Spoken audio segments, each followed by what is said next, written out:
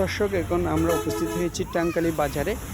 আপনারা দেখছেন ট্যাঙ্কালি বাজারের আগে থেকে শুরু করে কবরস্থান থেকে শুরু করে যে পরিমাণ বৃষ্টি হবার ফলে পানি রাস্তায় জমেছে এবং মানুষের জনসাধারণের চলাচল প্রায় অচল হয়ে পড়েছে এবং সেই সাথে কিছু গাড়ি চলাচল করছে এবং বেশিরভাগ গাড়ি চলাচল করতে পারছে না, কারণ যে পরিমাণ পানি জমাট বেঁধেছে। কারণ সকাল থেকে বৃষ্টি হওয়ার ফলে ট্যাঙ্কালি বাজারে কবরস্থান পর্যন্ত যে পরিমাণ পানি জমা হয়েছে, যার ফলে মানুষ চলাচল করতে পারছে না, কয়েকটি গাড়ি চলাচল করছে।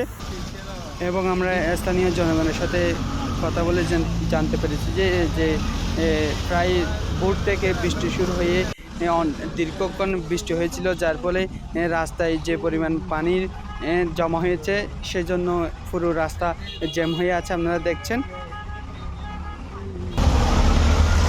ও ভাই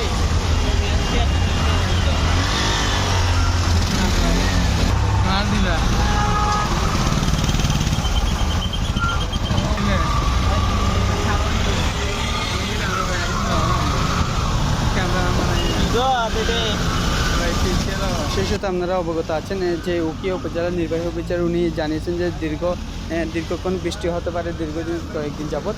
সেজন্য সবাইকে সতর্ক থাকার জন্য বলা হয়েছে, কারণ যে পরিমাণ বৃষ্টি হওয়ার সম্ভাবনা রয়েছে, কিছুক্ষণ পর আবারও বৃষ্টি হতে পারে। সেজন্য সবাই সতর্কতা অবলম্বন করুন, কারণ এরকম যদি দীর্ঘক্ষণ বৃষ্টি হয়ে থাকে তাহলে বন্যা হয়ে যেতে পারে, যার ফলে যারা নিচু উপকূলীয় যে এলাকাগুলো রয়েছে তারা বেশি ক্ষতিগ্রস্ত হওয়ার সম্ভাবনা রয়েছে। সবাই সতর্ক থাকুন।